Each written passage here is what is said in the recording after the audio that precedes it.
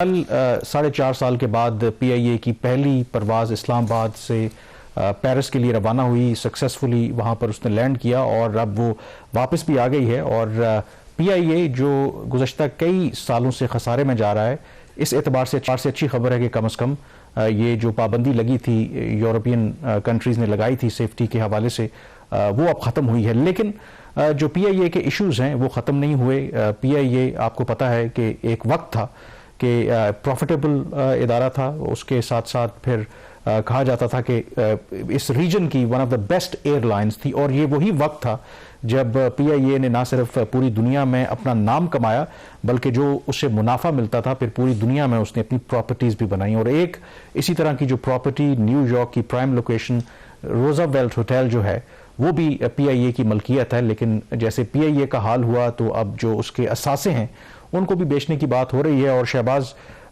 जैसे पीआईए की प्राइवेटाइजेशन में कई रुकावटें हैं, इसी तरह से जो असासे हैं पीआईए के, जो पीआईए की मलकियत रहे हैं और भी दुनिया में प्रॉपर्टीज़ हैं, तो इसमें भी मुश्किलात पेश आ रही हैं। अब कमेटियों का ये रिवाज है, एक कमेटी बनती है फिर उसके बाद एक और कमेटी बन जाती है। हमारी ख्वाहिश तो यही थी कि ये ज़ाहिर है कि जो न्यूयॉर्क में ये रोजावेल्ट होटल है पीआईए की मलकियत स्टेट ऑफ पाकिस्तान का, ये one of the prime locations है न्यूयॉर्क के अंदर। कहा जाता है कि 3-4% जो मोस्ट एक्सपेंसिव जो प्रॉपर्टीज़ हैं उनमें आता है। लेकिन इसको भी, इसका जो मुस्तकबिल का तयन करना या इसको बेचना हमारे लिए इतना बड़ा चैलेंज होता जा रहा है, हालांकि ये इतनी प्राइम लोकेशन पे ये प्रॉपर्टी है। रोजावेल्ट होटल जहाँ पे ये है सिचुएटेड है, वो अमेरिका का जो टूरिस्ट प्लेस है उसके बिल्कुल ये हार्ट में। और इसके बारे में जो फाइनेंशियल एडवाइज़र की जो रिपोर्ट है जो पाकिस्तान ने हायर किया है इसको बेचने के लिए, जो दुनिया की 1% महंगी तरीन जगह है उसमें इसका शुमार होता है। तो उस जगह पे ये लोकेटेड है और आपने सही कहा, इसको बेचने में भी प्रॉब्लम्स आ रहे हैं। अगर आप सिर्फ इसकी हिस्ट्री को देख लीजिए before going to the main news, कई सालों से हुकूमत पाकिस्तान कोशिश करी कि किसी तरीके से रोजावेल्ट होटल को बेच दिया जाए। और आपको याद होगा कि जब पीटीआई की गवर्नमेंट थी तो उस वक्त ये इंकशाफ किया गया था कि उस वक्त के जो सदर थे प्रेसिडेंट डोनाल्ड ट्रंप, उनके दामाद ने इस होटल को ख़रीदने में दिलचस्पी जाहिर की थी। और उस वक्त खबर भी आई, कहा यह जाता कि जुल्फी बुखारी जो है वो उनके रेफरेंस से ये डील हो रही थी, या एटलीस्ट इनिशियली एक इंटरेस्ट शो हुआ था, लेकिन वो बात फिर आगे नहीं बढ़ सकी। फरवरी 2022 में फिर उस वक्त की जो कैबिनेट कमेटी ऑन प्राइवेटाइजेशन है उसने फैसला किया कि ठीक है आप इसको बेचें और इसके लिए फाइनेंशियल एडवाइज़र हायर करें।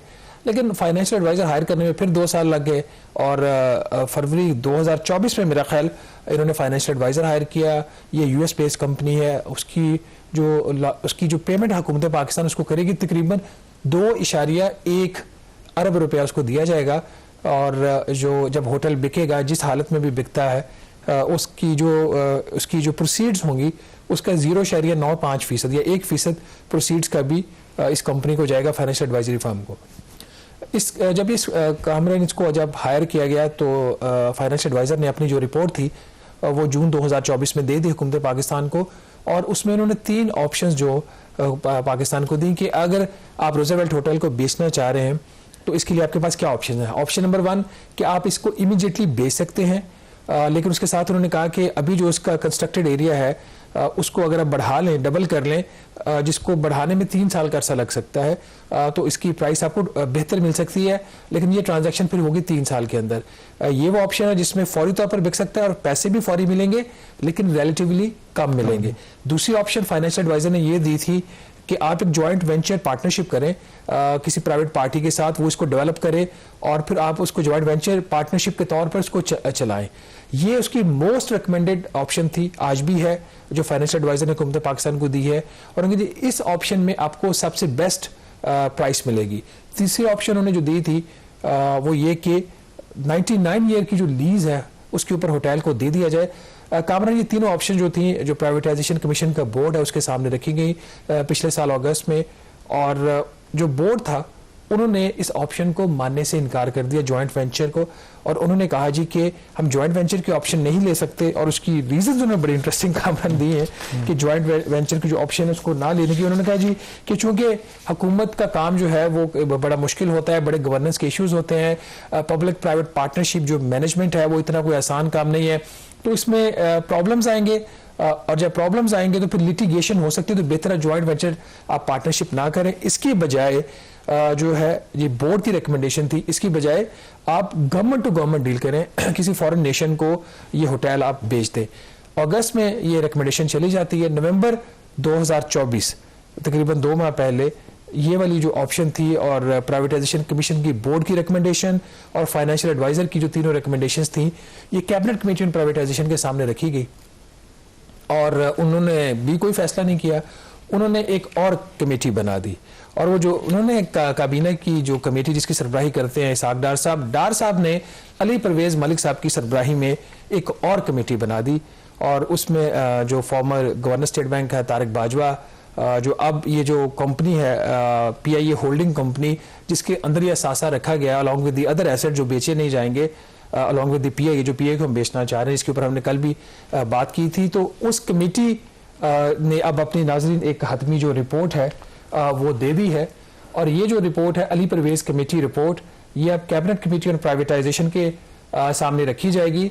इसकी जो मेन फाइंडिंग है वो ये है कि हुकूमत पाकिस्तान जो है अगर बेचना चाहती है रूज़वेल्ट होटल तो इसकी नीलामी के जरिए इसको बेचा जाए, ये किसी भी हुकूमत के हवाले ना किया जाए, किसी भी गैर मुल्की जो आप किसी मुल्क को बेचना चाह रहे हैं उस ऑप्शन को ना लें, गवर्नमेंट टू गवर्नमेंट ट्रांजैक्शन ना करें।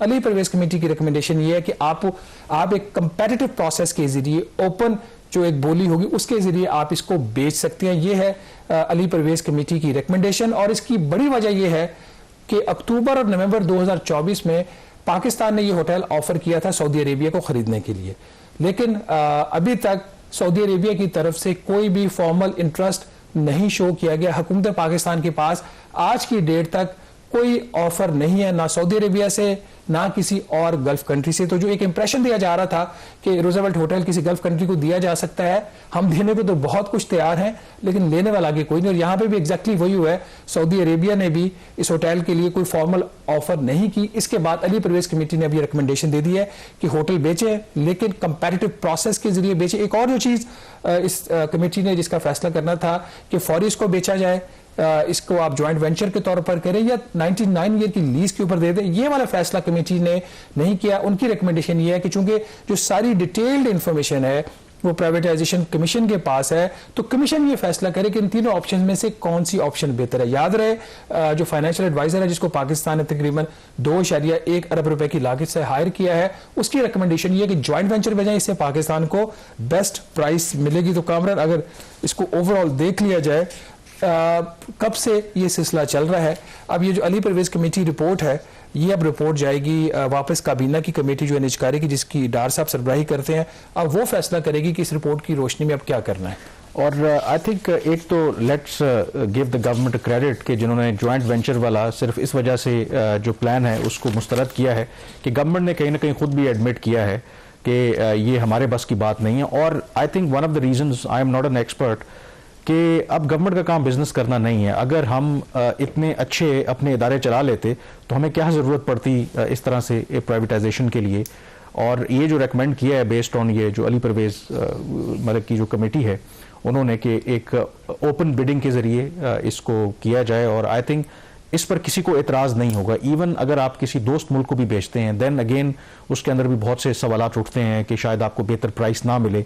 और गिवन के खुद जो फाइनेंशियल एडवाइज़र है वो ये कहता है कि एक प्राइम वहाँ पे लोकेशन है और इसकी कोई लाइबिलिटीज उस तरह से तो है नहीं कि जिस तरह PIA की हैं, तो इसको तो बेचने में कोई इतना प्रॉब्लम होना नहीं चाहिए। लेकिन हैविंग सेड दैट, क्या फाइनेंशियल एडवाइज़र ने या कोई वैल्यू इसकी पता है कि ये इसकी एक्चुअली मालियत कितनी है ये जो होटल? कामरान 2-3 चीजें इसमें पहले क्लैरिफाई कर लें। एक तो ये कि अगर ज्वाइंट वेंचर पे जाते हैं तो उसमें ऐसा हुकूमत पाकिस्तान ने इसके ऊपर कोई लायबिलिटी नहीं बनती, ये जो रन करना है वो प्राइवेट कंपनी ने ही करना है। पाकिस्तान का जो इसमें कंट्रीब्यूशन एक होगा वो ये होगा कि जो लैंड है होटल की, होटल इटसेल्फ है, वो हम उनको ऑफर कर रहे हैं, वो उसको डेवलप करेंगे और वही प्राइवेट कंपनीज को मैनेज करेगी और रन करेगी। यहाँ पे जो उसमें से फिर प्रॉफिट शेयरिंग होगी, प्रॉफिट शेयरिंग। यहाँ पे खदशा ये था बोर्ड का कि चूंकि हमारे जो अप्रूवल प्रोसेस ही इतने स्लो हैं तो इसलिए हम इसको ज्वाइंट वेंचर पे नहीं जाते। ये कोई एक्सक्यूज नहीं है। मतलब एक सिंपल काम नहीं हो सकता कि रन किसी और कंपनी ने करना है, चलाना किसी और कंपनी ने है, डेवलप उन्होंने करना है, जो रिक्विजिटरी अप्रूवल्स चाहिए न्यूयॉर्क की एडमिनिस्ट्रेशन से वो उन्होंने लेने, आपने सिर्फ लैंड देनी, उसका एक मुआहदा साइन और एक अच्छा सा जिसमें आपके इंटरेस्ट प्रोटेक्ट हो वो आपने साइन करना। वजह मुझे ये लग रही है कामरान के चूंकि हुकूमत का ये ख्याल था कि वो किसी गैर मुल्की जो हुकूमत है उसको ये बेचेंगे, तो इस वजह से शायद ये वाला रूट रन गई नहीं। अभी भी जो अली परवेज कमेटी की रिपोर्ट है उसमें तुमने सिर्फ ये कहा कि आप कंपैरेटिव प्रोसेस में जाएं, और ये बात भी उन्होंने इसलिए कही कि अली परवेज ने उस मीटिंग में पूछा प्राइवेटाइजेशन कमीशन से कि आपके पास कोई ऑफर है, तो आगे से जवाब ये मिला कि हमने 2 दफा मामला टेकअप किया सऊदी अरेबिया के साथ, अक्टूबर और नवंबर में 1 दफा उनके साथ मीटिंग भी हुई, लेकिन आज तक सऊदी अरेबिया ने, और ये मीटिंग हुई थी 27 दिसंबर को जो कमेटी की मीटिंग है, उन्होंने कहा जी 27 दिसंबर तक सऊदी अरेबिया ने कोई इसके अंदर इंटरेस्ट शो नहीं किया। ये इसके अंदर बड़ा ही इंपॉर्टेंट पॉइंट है। हमारी ख्वाहिशात अपनी जगह पे, फॉरेन डायरेक्ट इन्वेस्टमेंट लाने की, SIFC का काम अपनी जगह पे, अभी तक हम कोई मेजर ट्रांजैक्शन नहीं कर सके। रूज़वेल्ट के अंदर भी कोई फॉर्मल फॉरेन इंटरेस्ट नहीं एक्वायर करने का, और PIA की जो बिडिंग वाला प्रोसेस हुआ था उसमें एक भी गैर मुल्की एयरलाइन पाकिस्तान नहीं आई directly as a lead consortium.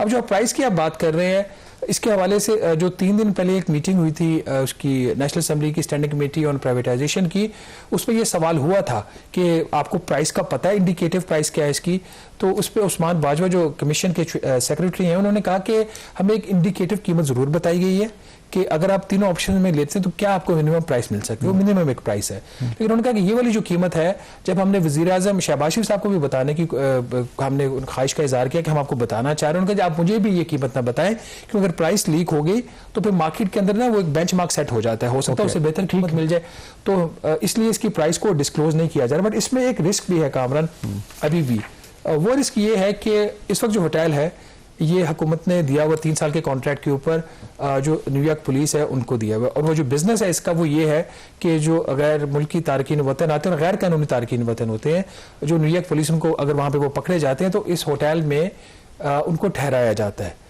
अभी इसको ये बिजनेस मिला हुआ है, तो काइंड ऑफ डिटेंशन फैसिलिटी भी कह लें उसको, डिटेंशन और फैसिलिटेशन इन अ वे। अब डिटेंशन आप होटल में तो नहीं करते इतनी प्राइम लोकेशन के ऊपर, बट सॉर्ट ऑफ वो डिटेंशन बन जाती है, लेकिन उनको एक बाइज़त तरीके से वहाँ पे ठहराया जाता है। इनका ये खदशा है कि जो प्रेसिडेंट इलेक्ट डोनाल्ड ट्रंप हैं वो तो बिल्कुल फॉरेन इमिग्रेंट्स के बहुत खिलाफ है। उनके अगर वो आ जाते हैं इक़्तिदार में तो अगर US की पॉलिसी चेंज हो सकती है, तो हो सकता है इसका जो बिजनेस है ये जो ठेका है ये खत्म हो जाए, क्योंकि 3 साल का तो कॉन्ट्रैक्ट है, उसमें जो मिनिमम रिटेंशन पीरियड है वो 1 साल का था। अच्छा। तो अगर उन्हें ये वाली चीज हो जाती है तो अभी बेयरली जो होटल है अपने एक्सपेंसेस मीट कर रहा है, तो बेहतर यही है कि जो भी इसके हवाले से फैसला करना है वो कर। लेकिन इसमें अगर टाइमलाइन देखें ना कि फरवरी 2024 में हमने फाइनेंशियल एडवाइजर हायर किया, जून 2024 से उस फाइनेंशियल एडवाइजर की रिपोर्ट हुकूमत पाकिस्तान के पास पड़ी हुई, आज तक उसके ऊपर फैसला नहीं हो सका।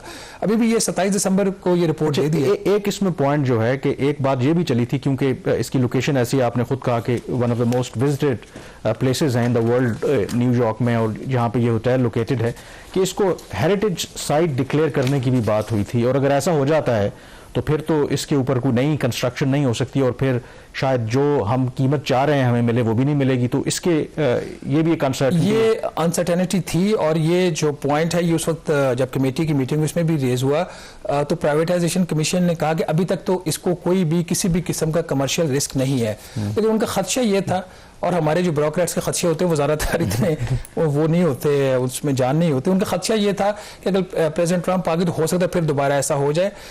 एक इसमें 2 लोगों को बहुत क्रेडिट जाता है, जो उस वक्त जो इसको हेरिटेज साइट डिक्लेयर करने की एफर्ट हो रही थी, तो उसको 2 लोगों ने रुकवाया था, जिसमें पॉजिटिव रोल फॉरेन ऑफिस का था, और फॉरेन ऑफिस में जो कंसर्न लोग US डेस्क को उस पर डील कर रहे थे वो हमारे मेरे ख्याल से एम्बेसडर हैं ईरान में, उनका इसमें पॉजिटिव कंट्रीब्यूशन है, काफ़ी उन्होंने बैक टू बैक मीटिंग्स की थी। और दूसरा जो अभी out going US ambassador Mudassir Tipu, और फिर जो आउट गोइंग US एम्बेसडर है डोनाल्ड ब्लूम, जो जा चुके आज वापस, इन लोगों ने पॉजिटिव रोल प्ले किया था। बहरहाल नाज़रीन, प्राइवेटाइजेशन होने को तो बहुत जल्द हो सकती है, मसला सिर्फ यहाँ पे ये है कि फैसला कौन करे और फैसले की जिम्मेदारी कौन उठाए। जिस तरीके से ये काम चल रहा है उस तरीके से लगता है हुकूमत बहुत ज़्यादा कोई संजीदा है। एक जो मामूली सा काम है, अब आपके पास एक रिपोर्ट आ चुकी है जून 2024 से लेके आज तक की डेट तक, उस रिपोर्ट के अंदर रिकमेंडेशंस वाजे हैं, 3 ऑप्शंस दी गई हैं, उसमें प्रेफर्ड ऑप्शन भी दे दिया फाइनेंशियल एडवाइजर ने कि ज्वाइंट वेंचर कर लें, इसमें हुकूमत पाकिस्तान का फायदा है। मामला काबीना की कमेटी के पास जाता है, वो अली परवेज कमेटी बनाते हैं, अली परवेज कमेटी की भी रिपोर्ट आ जाती है। अब फैसला आपने करना है। अब दोबारा ये मामला कैबिनेट कमेटी में प्राइवेटाइजेशन में जाएगा, होपफुली इसके ऊपर फैसला हो जाएगा और जो भी फैसला हो उस पर जल्द अज जल्द अमल दरामद हो जाए, क्योंकि यहाँ से जो पैसा रेज होगा इस होटल को बेचने के, जो भी मॉडल होता है इसको बेचने का, वो पैसा इस्तेमाल होगा। फिर जो कर्जा तकरीबन 650 अरब रुपए का पाक किया हुआ हुकूमत पाकिस्तान ने PIA होल्डिंग कंपनी से, कुछ डेट इस होटल को बेच के रिटायर होना है। तो इस होटल की जो बोर्ड्स हैं वो तो ऑफशोर डेस्टिनेशन पे मिलते हैं, बेहतर है यहाँ पे हुकूमत पाकिस्तान अपना जो काम है उसी तरीके से इफेक्टिवली कर ले। यहाँ पे छोटी सी ब्रेक लेंगे और ब्रेक के बाद बात करेंगे एक और बड़ा इशू जो बनने जा रहा है, जो पाकिस्तान और चीन के ताल्लुकात और खासतौर पर जो एनर्जी के प्रोजेक्ट्स है उसके हवाले से हुकूमत पाकिस्तान कैसे उनको डील करने जा रही है, इस पर डिस्कशन करेंगे छोटी सी ब्रेक के बाद।